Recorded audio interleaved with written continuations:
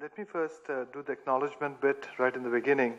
My first thanks really goes to Dr. Narasimhan, who is a very old friend.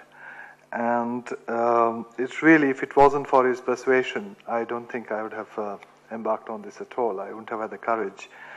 And secondly, I want to thank Shubha, who is somewhere in the audience.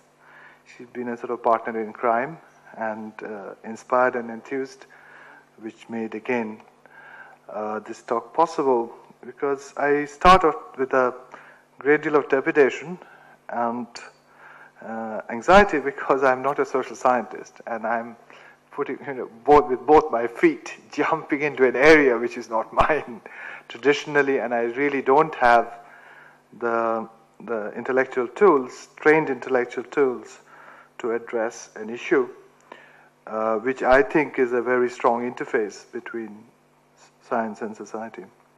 And unfortunately, I'm not going to talk about science, but I'm mainly going to talk about society, so which makes it even more problematic. Okay, so I think with that, can I have the first one, please? Okay, I'm going to show the first slide, which in some sense symbolizes what I'm going to say.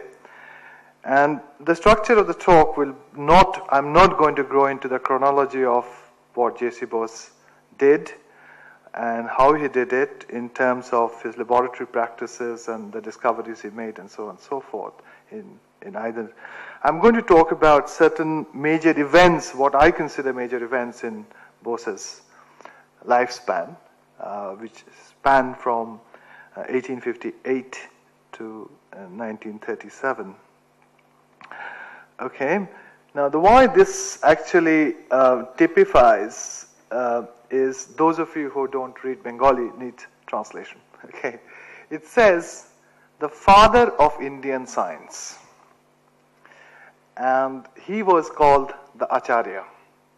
So that brings my title, that he is a man of all times. He was a rishi, he was a father in his time, and I strongly believe that one way or the other, he has a fairly large impact in what me and my students, for example, are doing today. In a very broad sense, I'll talk about positively and negatively. So, if one thinks about him over a very long periods of time, and he's compared with, on one hand, when you say the father of science, there's a vague resemblance to some other father who was also called the father of the nation. And then these acharyas, he himself talked about the rishis standing on the banks of Ganges, sitting on the banks of Ganges, involved in lectures and wisdom. There's a very interesting lecture he gave in London. I think that was in 1897, this particular talk. It was a Faraday evening lecture series in the Royal Institution. I think, where he talked about this whole concept of Acharya. So I'm just going to talk about this very huge time scale, and that justifies, I hope, my title. Okay, but when one looks at a title like this, one is always a bit worried that here's a man being called father of Indian science.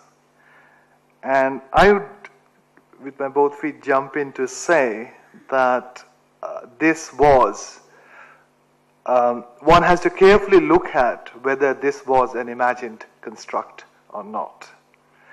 And the imagined construct of a particular class of Bengalis, who some of you may be familiar with that word called Bhadralok or Bhadralok.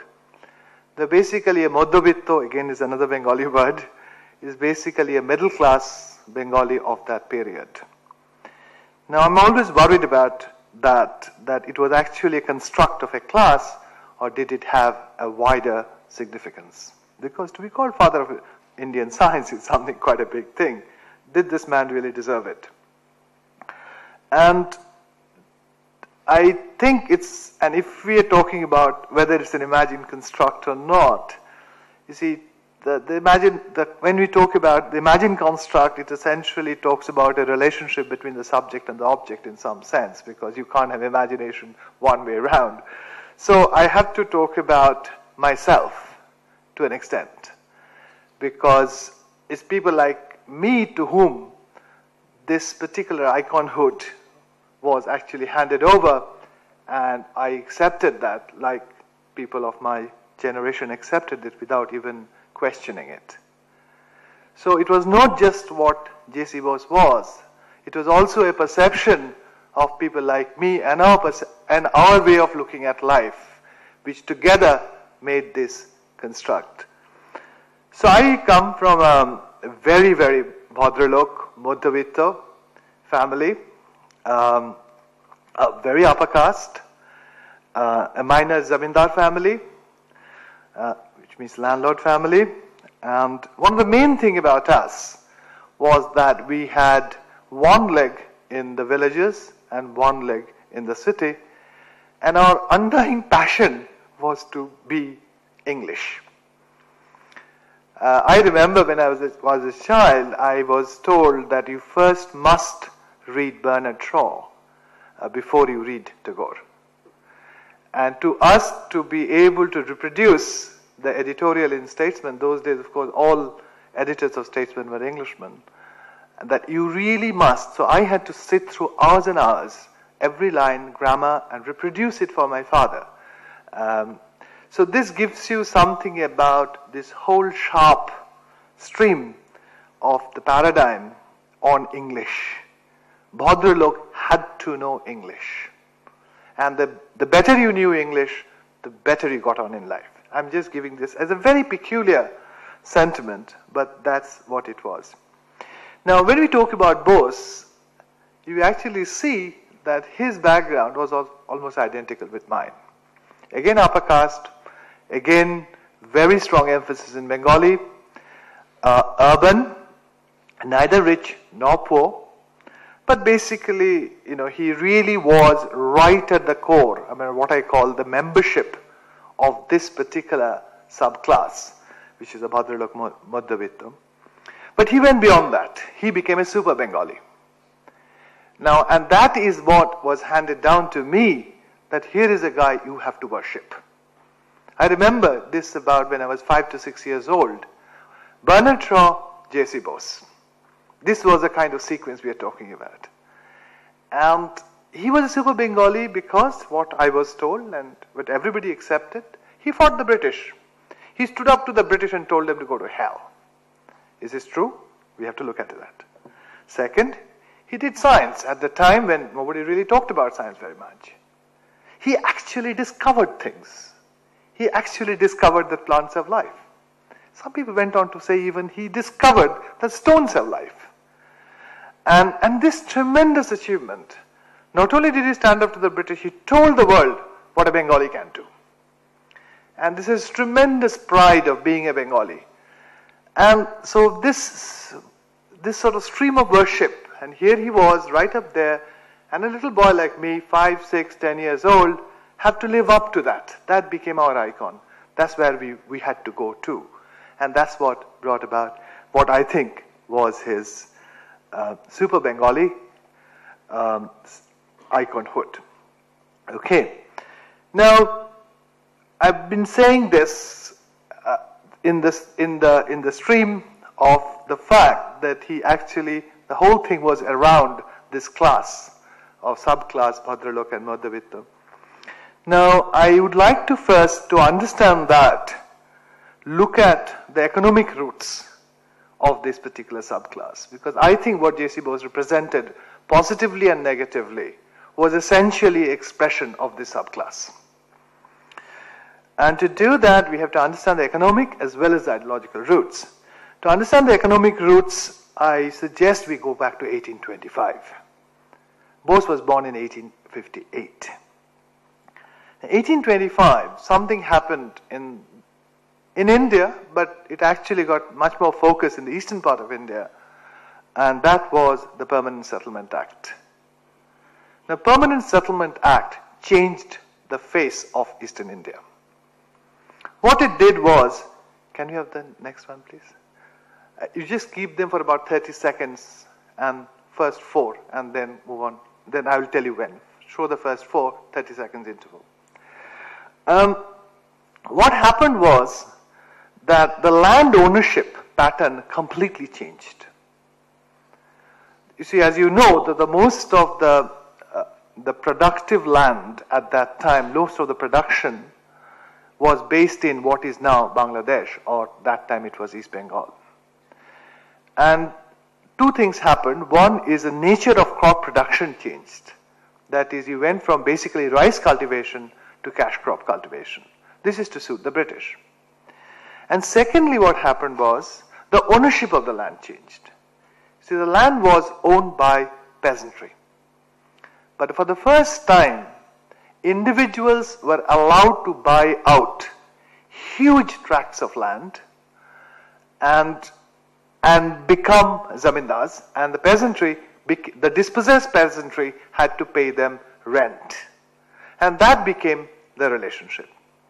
Now what happened was this gave rise to this hugely powerful, economically and politically powerful zamindars.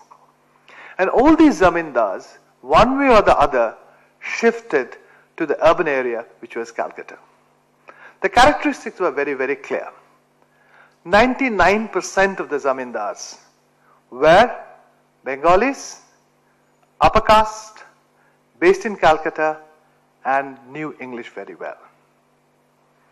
And the people who were left behind, who were the peasants in East Bengal, were basically all dispossessed, extremely poor Muslim peasants. Okay, so what happens is, by one stroke, things got divided. We start to talk about Hindus and the Muslims for the first time in hugely antagonistic terms.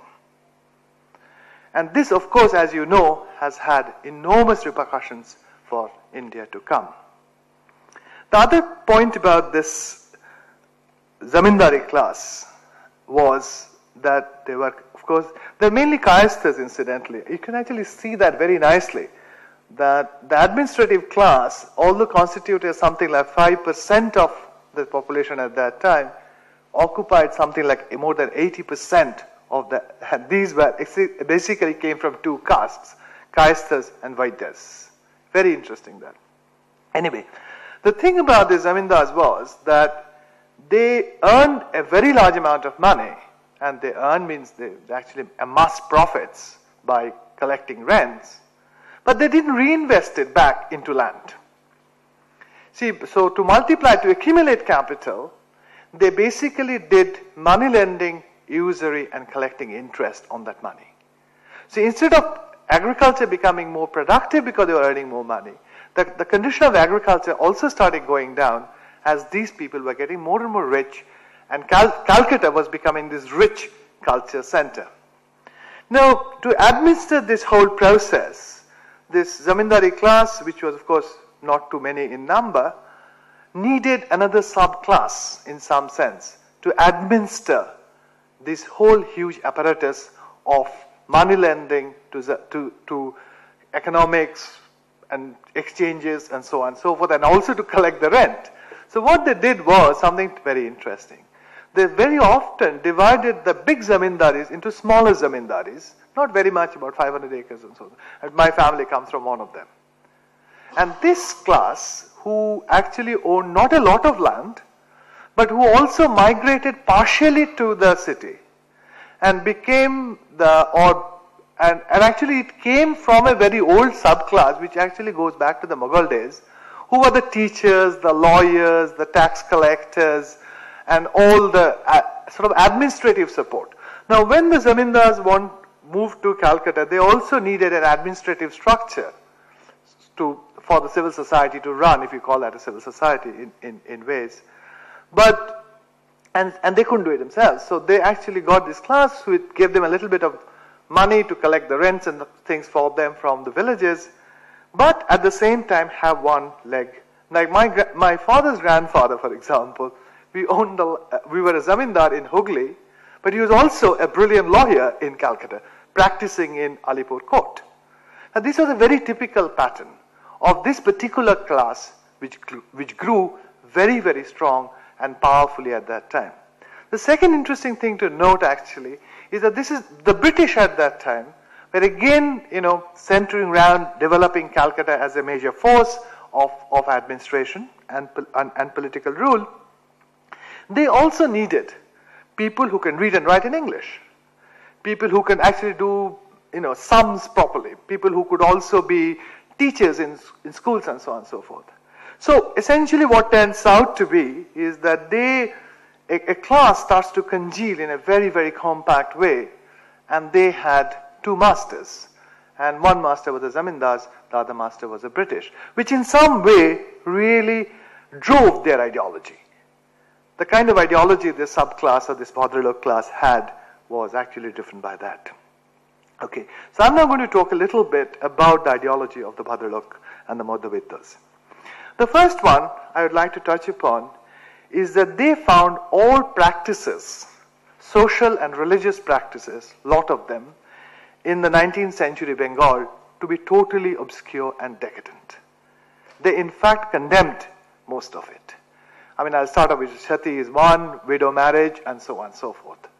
Now this class essentially was fighting against that. And so essentially their portrayal of 19th century Bengal was that it was a highly decadent society. Can you have the next one, please? Okay. And the way they thought this could be changed and we could get into a more progressive and a better society was, so when they called themselves that 19th century Bengal is full of credulity, status, authority, bigotry, and blind fatalism. This is a way that particular class or the propagandists of that class characterized their own society. Okay, now this had to change.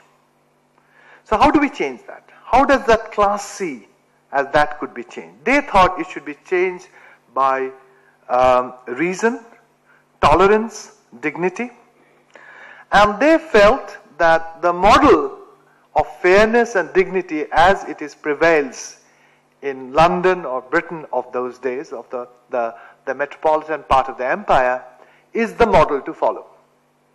So they said that, look, what we need is a civil society to get rid of all this decadence, and that society has to be based on dignity, fairness, and so on and so forth, and ultimately within the context of the way the metropolitan society has grown, that's in Britain.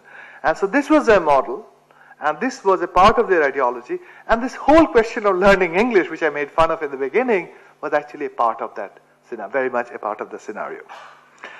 Okay, the next one, please.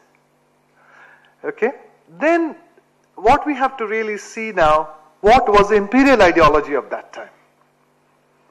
That is, what was the ideology of the empire in the late 19th century? The ideology of the empire was, first point is that everything pre-colonial could be characterized as a state of anarchy, barbarism, and lack of education. It's a totally obscurantist society, and it's full of sin and full of decadence and full of all sorts of horrible things. And it is the role of the British, it's the role of the empire to liberate the Indian nation, the Indian people, from this anarchy, from this chaos, and from this sloth. So this was essentially the characterization of the Indian society and the role of the empire in liberating India out of this. So the constitution of so they essentially had this particular construction, and what I call the imagined construction of the pre-colonials. We know now, Professor Nasima has written about Tipu Sultan, for example. If you see the way Tipu and that whole regime was characterized, they talked about school education. In fact, if you actually take numbers per population, India had more schools at that time than in Britain. And Professor Panikkar has done some absolutely fantastic study to show that more or less all the things the British were saying at that time about India were actually a construct. And the construct was done to provide a rationale for intervention as an imperial power in India. Now, could you have the next slide and the next slide, please? Now, what is interesting is that this whole construct and the imagined construct was actually gets accepted by the Bhadraloks as if it was their own construct, as if it was their own imagination. And therefore, what was their approach? Their approach is that, look, what the British are saying is roughly correct, and all we need to do is to establish a constitutional government in India in the likes of Westminster, which actually guarantees and promotes a civil society with dignity, and that is the panacea for all our troubles. Having accepted the British construction that there is a trouble, they also then come up with a solution which is also promoted by the British. That is, accepting the British role as a liberator of this slothful India. So this was basically the ideology of the Madhyavita Bhadraloks as I see it. Now, to do that, you need reforms. It cannot be done just by saying it. So the Bhadraloks and the Madhyavitas, they got into various propagandas, various agitations, various dialogues to institute a set of reforms within the society. The first one, of course, was on religion. Now, the religion was the first target because British has portrayed that with sati and widow marriage and also sorts of other superstitions which were called as something totally backward. Now, so what we need to do, and that was all related to religion, Islam as well as Hindu, and then of course the difference between them also start to appear. It's very interesting. That was the first time in Indian history when the Hindus all went for Gita and Islam, the Muslims went for Quran. That's the first time, more or less, this separation starts to happen. But whatever, we need religious reform. So let's change our religion. And the classic example that is, of course, the Brahmo Samaj, also of which some of you have heard of, which was essentially on the pattern of Christianity.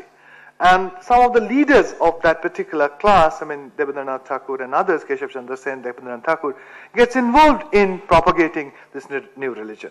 It doesn't actually have a very long tenure. By the time we come to the early part of the 20th century, Brahmo Samaj is also gone, but for reasons which is very interesting, which we'll come to in a minute. The second thing they wanted was a reform in education. Now, the reform in education came in a number of ways. One of the things was again on the pattern of what was going on in the metropolis, that we should primarily teach English history, European history. We should really teach English rigorously, and so should we teach mathematics. And there should be, and science education, of course, become a part of their agitation and demands at a slightly later point, but primarily, teaching of English history, world history, but of course all according to the way the British historians have seen history, was going to be part of their thrust of this. The third point on which the reforms were actually getting agitated about was in the level of administration. Can we have the next one, please? Level of administration. Now, what was happening is they were saying that, look, the local administration is terrible. Now, if you and I both have the same qualification, why am I getting paid half?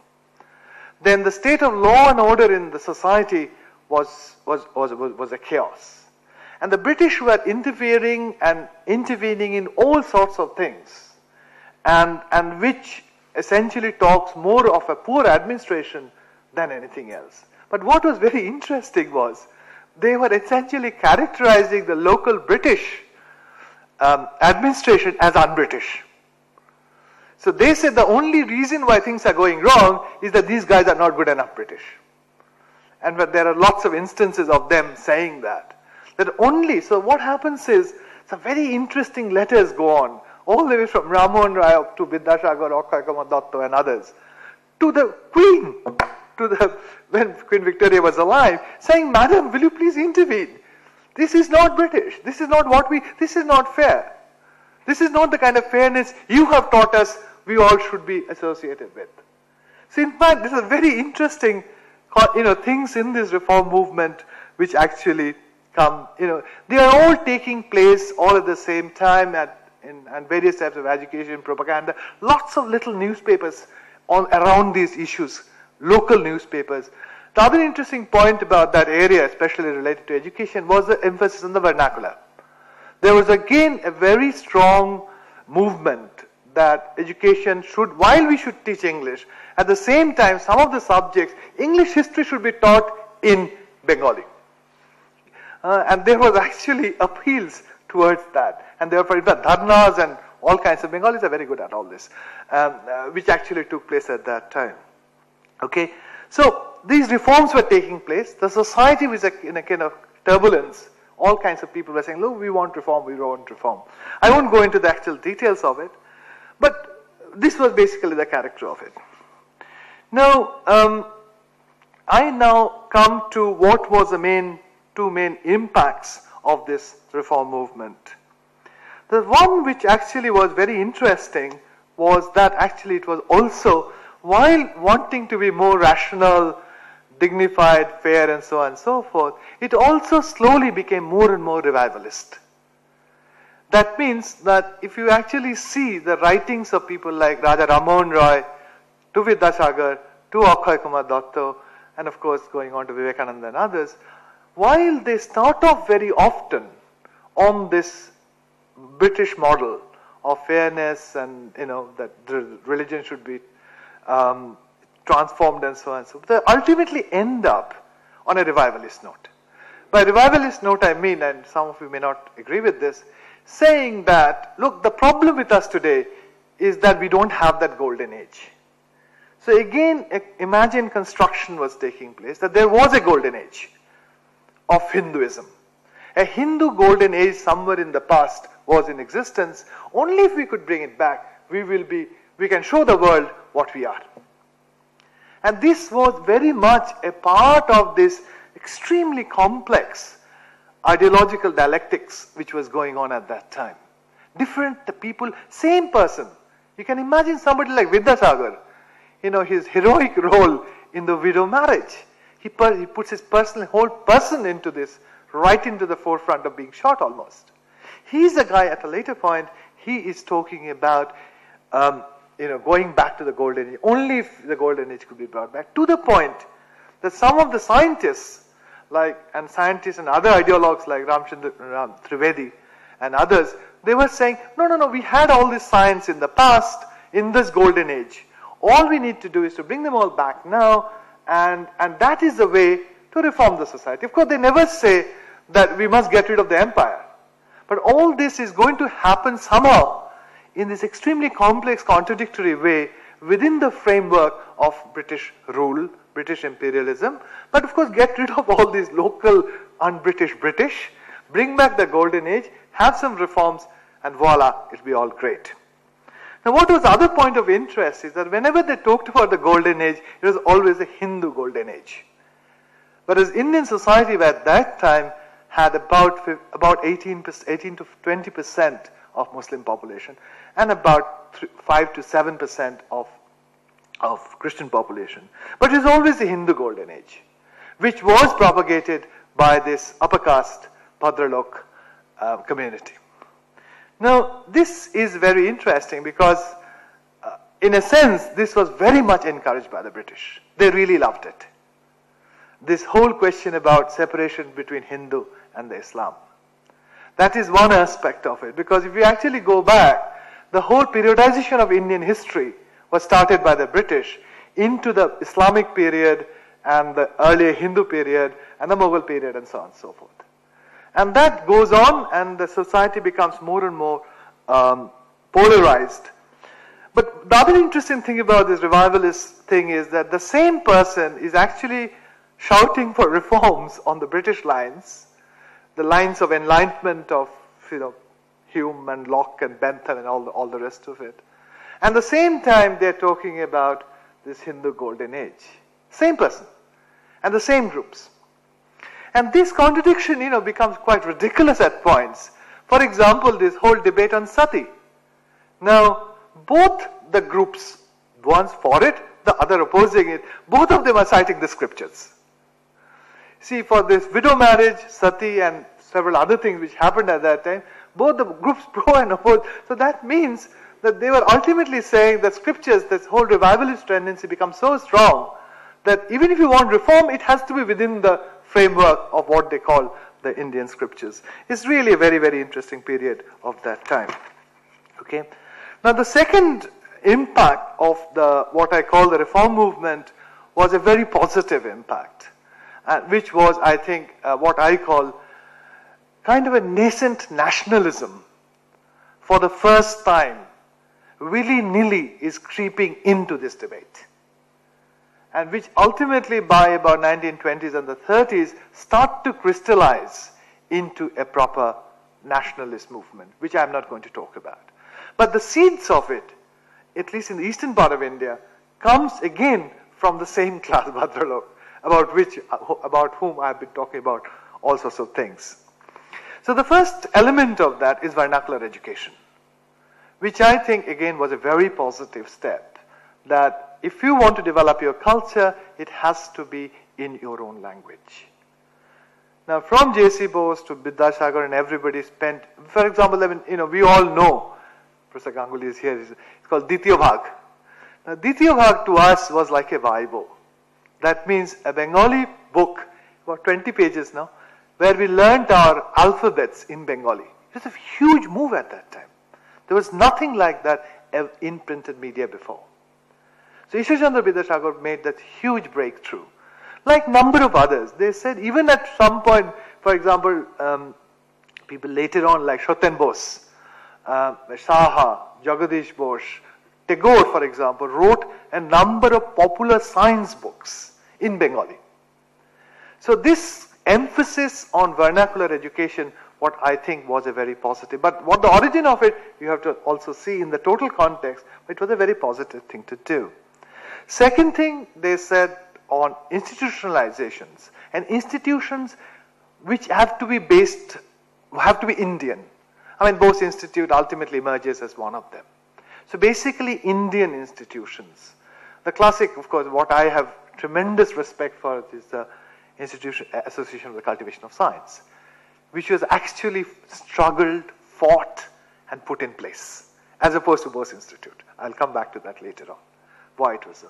So, but basically we should have Indian institutions, and not, but they could, of course, they are all going to be modeled along the British lines, along what we have in the metropolis, but they have to be Indian institutions, where our students can go to, our people can go to. It could be in the field of culture, it could be in the field of art, music, science, or whatever. That there should be Indian institutions was also another war cry of the Bhadralok class. And third one, which was interesting, was number of them got involved in starting local industries. Again, to have a nationalist industry was a part of this Bhadralok class, and with funding partly from the Zamindar class. The British, the relationship between the British and these big Zamindars was very strange. See, they loved each other at one point, at the same time they were very, very cautious of each other. British very often thought that the Zamindars were getting too powerful. And the Zamindars also didn't like the British when, for example, some of their own class interests was being threatened, like what happened, I'll talk about, during the Pabna riots in 1879. Now, no, the one before that, so which was the Indigo riots. The Indigo riots were actually against the British. So the Zamindars actually supported those riots. But the next riot, which was in 1879, which is called the Pabna agrarian riots, which were against the Zamindars, which the British supported the Muslim peasantry. So these contradictions between the two ruling classes were also going on at the same time. And this was very, very interesting. And within this sphere, for example, my forefathers on my mother's side started shipping business. Wood, which was being available from Burma, was being used to make ships and start shipbuilding. And this, of course, they got enormously rich in the process. And with that money, they could buy a zamindari. See, my grandfather owned practically half of Odisha at that time. So this actually gives you an idea about there was some interest in nationalist industry. P.C. Ray, of course, is he's a really great man. He was absolutely a pioneer in starting Calcutta chemical industry. Okay, but the final one which I'm going to talk about within that context of nationalism did not fit into this Bhadralok mold. But that was also something which happened at that time, which contributed towards the nationalism, which I think was a very positive thing to do. And that was the peasant uprisings. There have been numerous peasant uprisings, all the way from sort of mid-Bihar, going all the way across to the eastern part of what is the East Bengal. And the three major ones, the reason I'll tell you why I'm talking about it, were the Pabna riots, what I call the three series of Pabna riots. I think the first Pabna riot happened in 1855, and the last one occurred in 1877. And they were alternately against the Zamindars and the British. Some, of course, were against the both. But what happens is that this brings these Bhadraloks really on their toes. In fact, what happened in 1879 was that the British Indian Association, which is essentially an association of the Bengali Bhadraloks, went on appealing to the British to hang the rioters, that's the Muslim rioters and there was an organization called the Pabna Agrarian Association, which is an organization of the Muslims and the rioters, which is incidentally headed by Hindu, although the membership was mainly Muslim. And the fight ultimately became between the Bhadralok and the Zamindars and these rioters. And the British sort of sat in the middle and laughed. And this is exactly what they wanted. And this is actually what happened. So these uprisings were, I think, this whole burden of empire being suppressed, tortured, exploited, impoverized, which has been going on for 200 years, people were right at the bottom low, and they rebelled. And I think that created a mood, that contributed to a spirit that we can protest. In fact, what happened was 1879 riots actually changed the law. In fact, if you look at it, the difference between the 1825 Permanent Settlement Act and the 1880 Bengal Tenancy Act. Bengal Tenancy Act came about because of the 1879 Pabna riot, because what happened was the fight was about the amount of rent they had to pay. And that was British, so the British intervened because it was against the Zamindars. They intervened on the side of the Muslims, of the peasantry, and actually the law was changed and the rents were brought down. So, but what happened was these uprisings, whether they were happening in Chotanagpur or they were happening in East Bengal, actually brought a new form of struggle into people's hand, which of course ultimately finds culmination and real epitome in Gandhi and all the later things. Of course, the calls were different those days. Later on, it said, British, you must get out. But till now, everything is happening. In fact, the peasants of Pabna were appealing to Queen Victoria.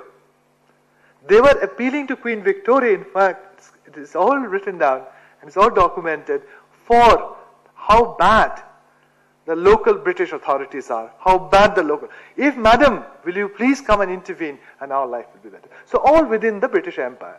But still, new forms of struggle, new forms of protests, which had this very nascent nationalism about them, had come into being. Sorry for this very long introduction. Now I'm going to come to Jagadish Chandra Bose. What is interesting, the reason I'm ending off with Pabna riots is because Bose was born just a few miles away from Pabna. He was born in 1865 when that whole region was in a complete state of turmoil. And what happens was, he came from a Bengali middle class Kayastha family. His father was a Bhagwan Bose, who was a very interesting man. He went around building cooperative banks. Although he was a district magistrate, he went around building cooperative banks for the peasants, for which, of course, he got into debt, and Bose had to spend his whole life earning money from the Royal Society and other institutions to pay that debt back. That's a different story. But essentially, he was born into this very middle-class Bengali family, and his friends, two things happened at that time. One was, all his friends were Muslim friends. And he was really friendly. In fact, he used to go to school on the back of a Muslim dacoit, whom his father had rescued some time ago. Okay, so he really got involved in this Muslim families of his periods. And the second thing which has happened very interesting was he developed his interest in biology at that time. He actually developed it, that's why I still have a lot of regard for this Cambridge degree on natural science. Actually, he developed an interest in natural science, what in the old days we used to call natural science. So he used to go around with these little kids who, of course, knew 1,000 times more than anybody else, all about the ponds and the flora and the fauna of that whole region of East Bengal, not what we call the Northeast Bengal now. And this, I think, went somewhere very deep into him and sustained his interest in, so first of all, it gave birth to a very passionate interest to look into nature, to look into natural science, which sustained him throughout his life. In fact, he became a physicist. But if you look at his life, he ultimately comes back being a biologist or a plant physiologist. So that was his undying passion all the way through. And I think the seed of that came from his friends who were only about 8 or 9 years old. But that's the first thing which I think one should note about Bose as early life, which I think had a very important effect in his later life. The second thing what happened was that he came back to Calcutta. Went to Calcutta. Like all Bengali Hindu Kayastha families, there was a kind of a migration back towards the metropolis, because that's where their class lived. And so with them, at the age of 11, Bose comes back to Calcutta and he goes to the usual route. St. Xavier's. I think he went to Hare School first, then St. Xavier's College. And it's interesting, if you read some of his memoirs and some of his letters, how uncomfortable he felt. Because all his friends, they used to go around in little pants or sometimes no pants at all and, talk in Bengali dialect of the East Bengal, which I can't, Professor Ganguly can a bit. I can't. And from there, he suddenly brought into this situation when 70% of his classmates were Europeans. And the other 30% were sons of the Bengali aristocrats. He didn't know how to speak to them. Even in Bengali. His Bengali was totally different from their Bengali. And of course, he didn't know how to speak in English. But very soon he picked up, he made friends with them, he became a part of that scenario, and he went on. And this is the point of departure in his life, from what happened earlier and what happens to his after. By the time he was about 14, 15, he was graduating out of St. Xavier's, where incidentally he came into also contact with another very interesting person, which is Father Lafont. Possibly some of you know, the young Bengal of Derosio's Father Lafont. And Father Lafont actually instills him an interest in physics, which is again he takes up as a career later on, as we know, that the first period of Bose's career was all about physics, and only at a later point he switches back to biology. So this was an interesting period, but he went to the usual route of what a good Bengali should do. He went off to, his mother sold all her jewels, and he went off to London, where of course he became ill, and so he had to be taken to Cambridge. So he did his tripos in natural science, and again, to start with, a bit uncomfortable with the very upper class British society of Cambridge those days, but he gets absorbed. He makes friends, and those friends stand by him for the rest of his life. So it's interesting that through these two periods, he essentially, gets absorbed into a kind of an environment of a different class than what he, in some sense, starts off with. Now, 1884, he comes back. He starts his career in Presidency College.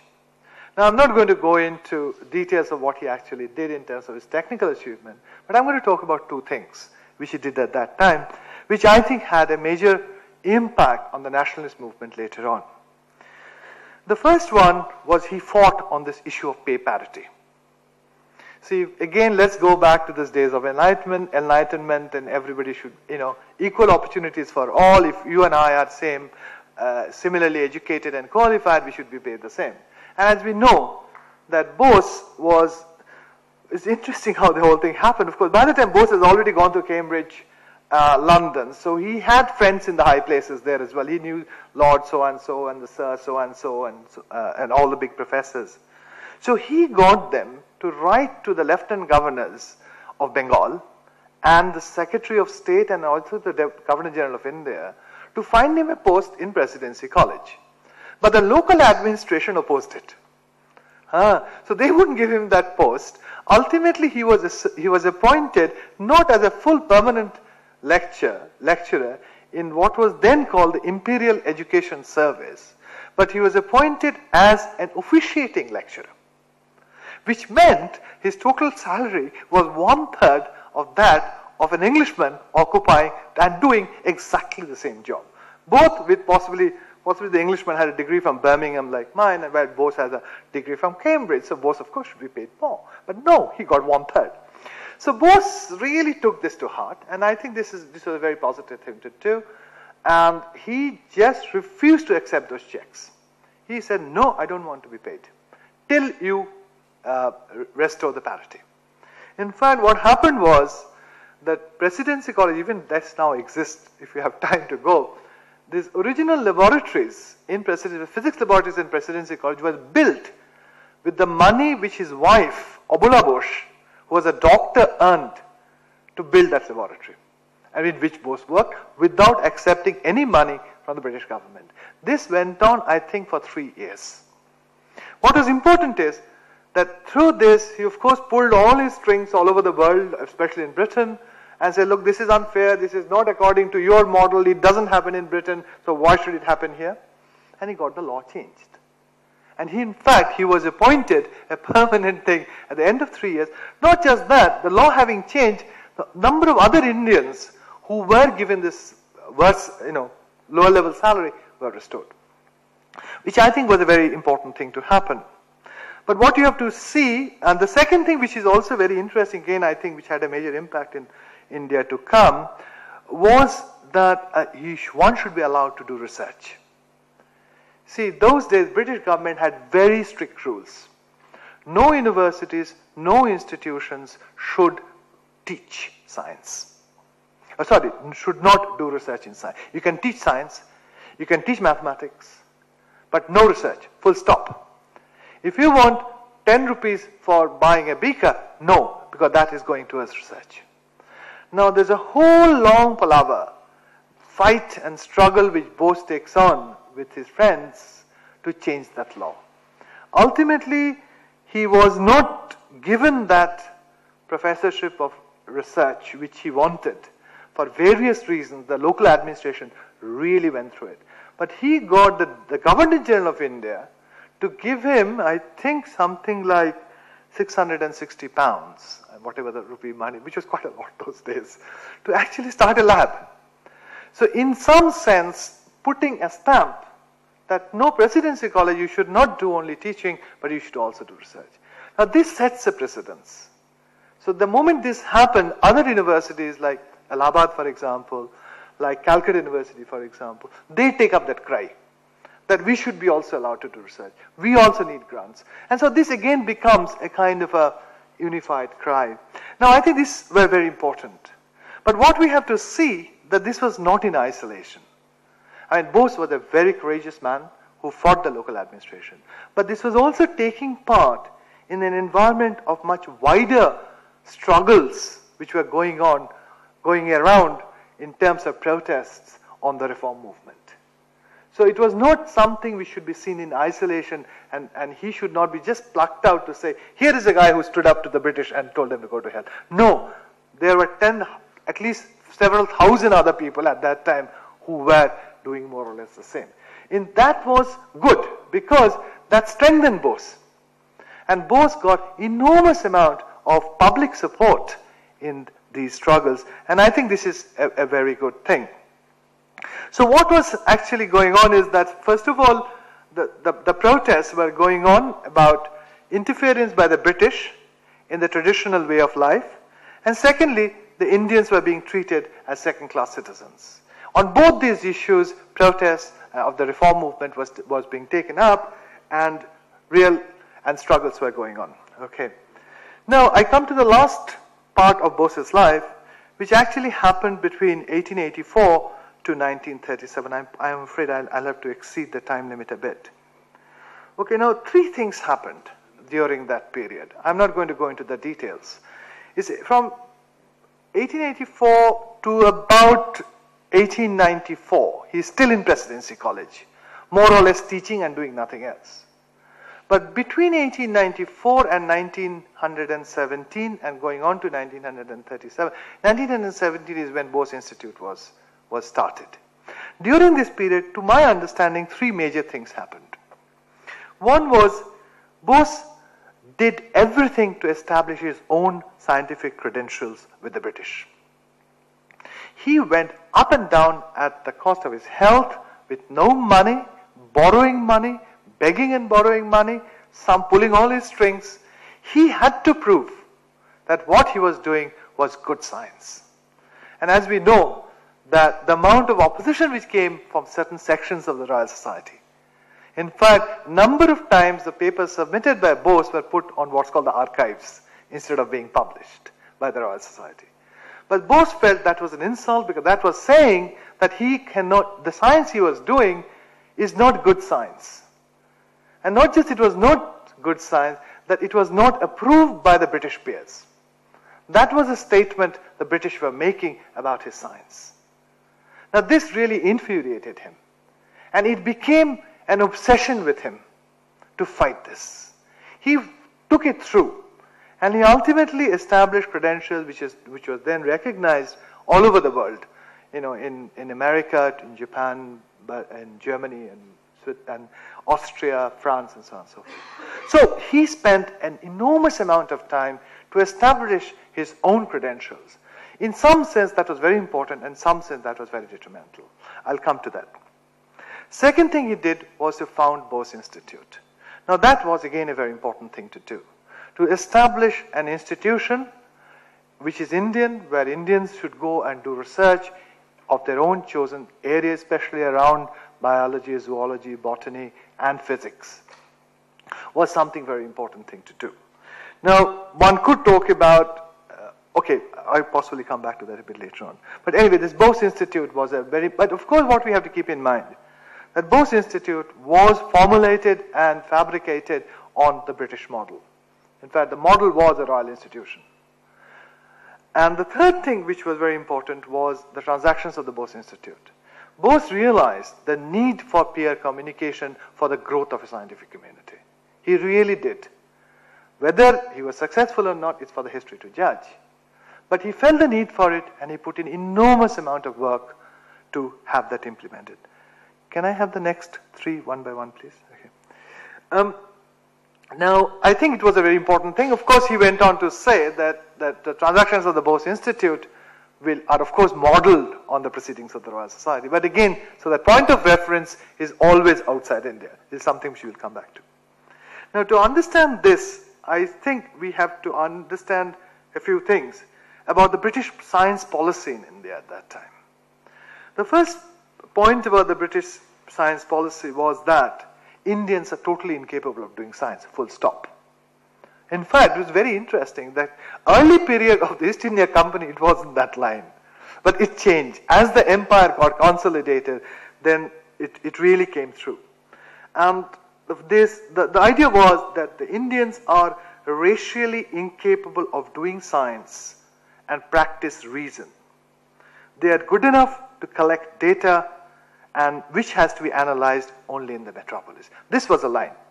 If you read through most of the British writings at that time, from officials, scientists, and including some very well-known scientists, they basically pursued a totally racialist line. First point. Second point was that if there is going to be any scientific and technological practice in India, it has to be totally commercial. So with that in mind, they constituted three departments. One was the department for plantation research, one for geological research, and for medical research. Medical research is for the troops and the other Europeans who lived. So only those diseases where these people are going to get affected were getting researched upon, like for example leprosy, cholera, and one plague. These were the three main diseases which were being researched at that time. But so each one had to have a completely utilitarian aspect. You cannot do research. You basically collect data on these, send it to Britain, they analyze it, they give you the medicine, and you apply it. Similarly, in geology and plantation research, time and again, British scientists have applied for research grants to do, they said you can't do this research sitting in London. You have to do the research while you are here, where geological samples are coming out. Every time they have been refused. And you've heard of these people like Ronald Ross and people like Hafkin and Alcox, great scientists who actually resigned their commission and went back to Britain in total frustration. So the British were completely convinced that only if you do commercial, if your science has commercial roots, it's worth pursuing and not otherwise. Can we just go through the next few slides, please? Okay. Okay. Now, okay. So basically the question now comes is that given this total indifference of the British towards the development of the scientific project or the enterprise in India, in a society which is supposedly based on spiritualism and not reason, in a society where it is much more profitable to go and become an ICS officer, which in fact Bose was initially supposed to do, but his father said, don't be silly, you're meant for better things than becoming a civil servant. Possibly was right. And so that lucrative ICS offer was there. Then of course there was no infrastructure, there were no students. So the question, and there was of course tremendous lack of science education. So the question remains, why did Bose take this on? This massive behemoths project of the scientific enterprise, to which he virtually lived and died for, of this gigantic proportion, virtually on his one shoulder. Why did he take it on? And how was it possible for him to at least partly implement it, or if not mainly implement it? And now I would like to give some reasons for this. One, I think, what was very important was that he was genuinely and passionately interested in science, and especially in physics and biology, which really, there's nothing else he could think about. He had to establish science in India, and that was a project which he had to actually take on. The second one was, there was a change. Could I go to the next few slides, please? Next 4 slides. The second one was, by the time Bose was coming into maturity, roughly at the end of the 19th century, there was a change in the British attitude towards science in India.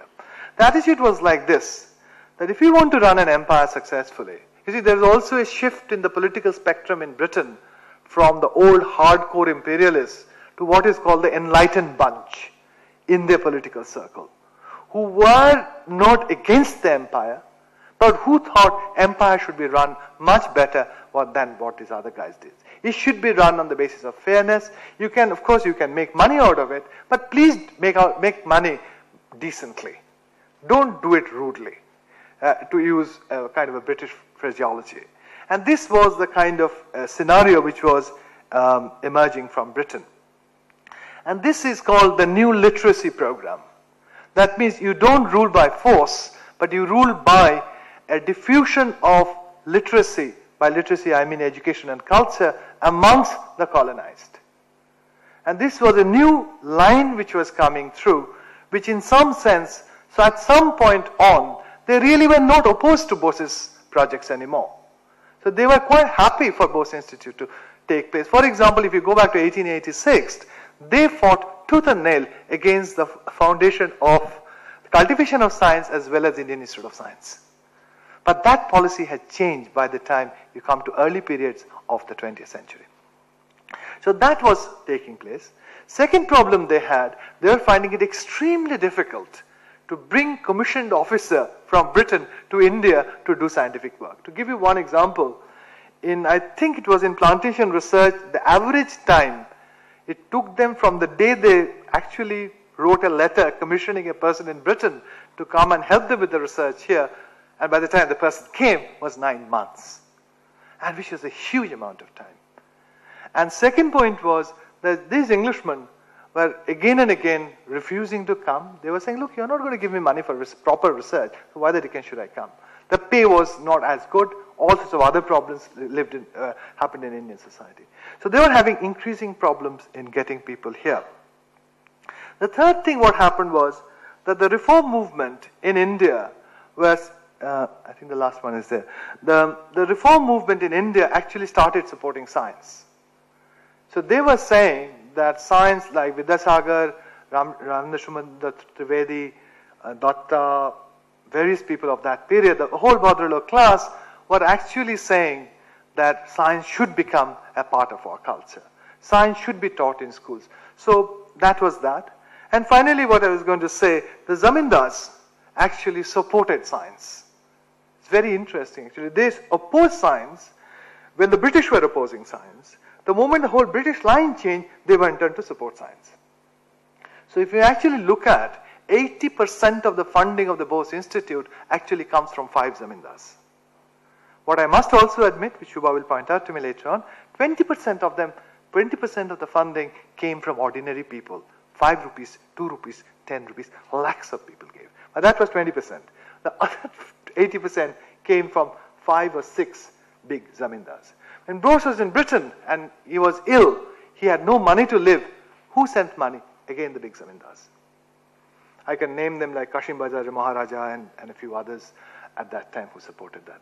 So the point I'm really trying to make is that while Bose had this tremendous zeal for science and passion for science, by the time he really started to implement it, the situation, the whole environment and the atmosphere had changed to in fact being somewhat supportive to him. He didn't really have to face any major opposition except from some local administrators in pushing his scientific project, in which he was actually very successful. So what happens is that it becomes a project of the Bhadralok. It becomes a project of the enlightened British. It becomes a project of the Zamindars all together, and at the same time, with the support of the common people, he could take his sail forward. He could take his boat forward with a full sail up. And that, I think, in some sense, is his story. Now, the impact of this on a positive sense, as I said earlier, one was nationalism.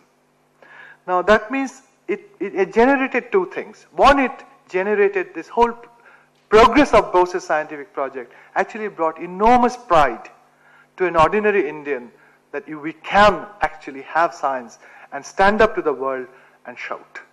Now, this pride in being an Indian, being a Bengali, was, I think, an important part of the total nationalist aroma. It is not just music, it was not just in others, even in here we can hold our own. That was one. But also, the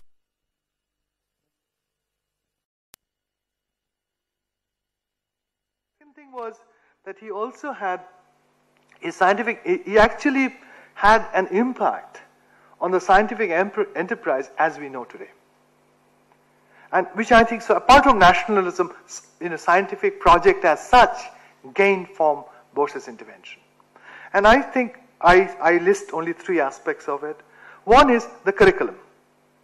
For the first time, physics, chemistry, and biology started being taught in colleges in Bengal.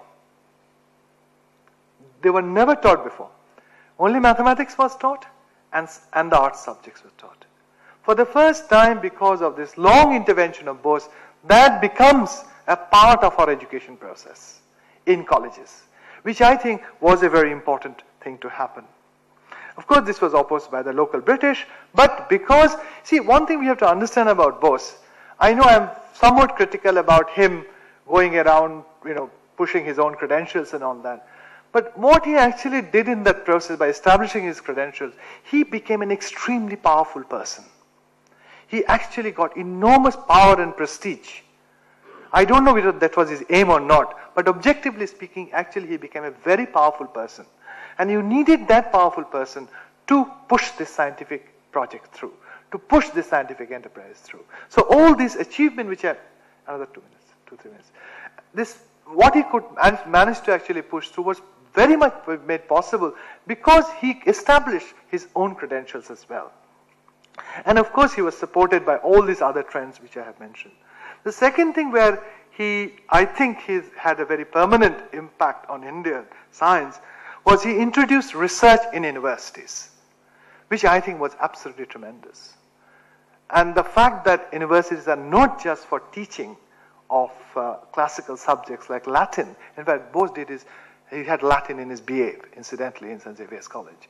But you actually can do research in universities. Becomes, for the first time, a credo which comes through all the way into post-independent India.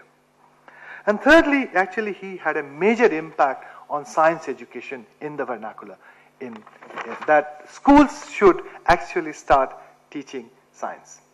Okay, Narasimhan, just give me a few more minutes, please. Now, where I have problems with Bose is because Bose's whole ideology was, to me, was really convoluted and very, in some sense, he was a reflection of his class, which was highly contradictory. All different tendencies were coming to each other. I mean, for example, if you look at his position on religion, which was very interesting, in some sense, he was so progressive. He was against superstition. In fact, the first few transactions of the Bose Institute was actually devoted to articles in Bengali against superstition. But at the same time, he was also talking about this Indian golden age. He was also became very close to the Vedantic school and especially Sister Nivedita. So again, you had these two aspects, which would to us it would seem very contradictory, but which made somebody like Bose in this as a part of his class. And of course, the point to be made is that he never really got out of his class. He totally identified with his class, and he in some sense absorbed all the characteristics, all the wishes, aspirations, depressions, at the same time the various imaginary constructions his class was making. He absorbed all that, and he became that in some sense. So come to the last point. What I have major problem with is that he always sought approval from the British. It became a permanent obsession with him. Can we just go to the last 4 slides, please? It became a permanent obsession with him. Anything he did, he had to always cite Lord Kelvin or Ramsay or some British scientist or the Governor General or the Lieutenant Governor. He had to always cite these people for approval and legitimacy of anything virtually he did, even in science. Now, you may say that that's fine because you do the same thing, because I send out a paper, 4 of my peers review it, assay it, and say, look, this is good or bad, and that becomes a part of knowledge. Fine. But what I think happened in case of Bose, that was there. But more than that, a kind of a non-scientific enterprise for this approval, for this assessment, review process comes into being.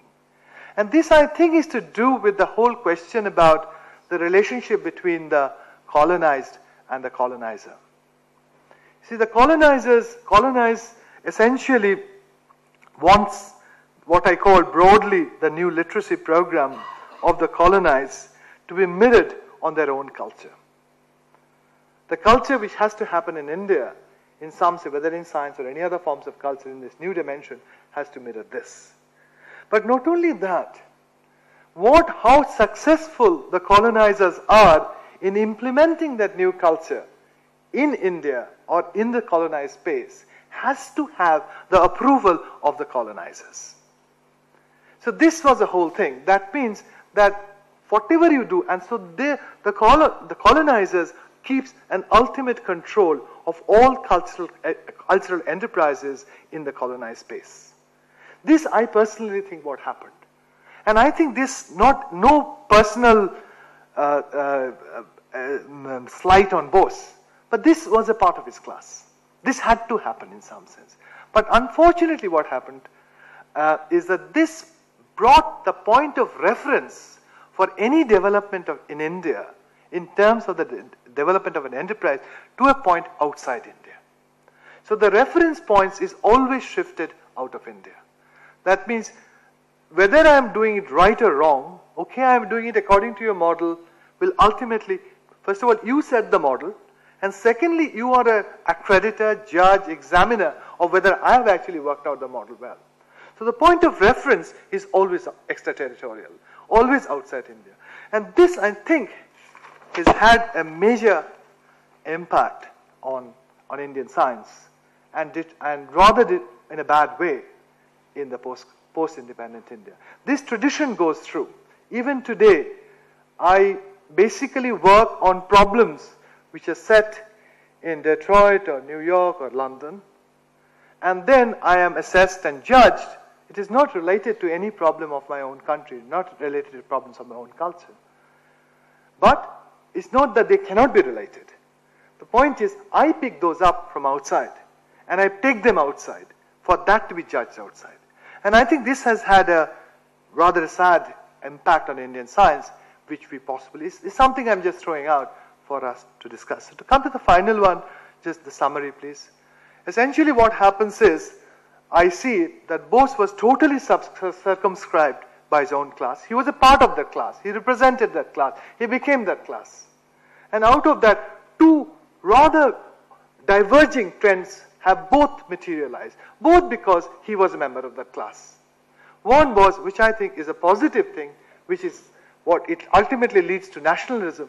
And the secondly, which I think is that this building up of an extraterritorial reference outside India for our cultural activities, which I think was true. But both of these came by from the fact that he belonged to that class, the framework at which I don't think he ever transcended. Thank you very much. Sorry, I really exceeded my time.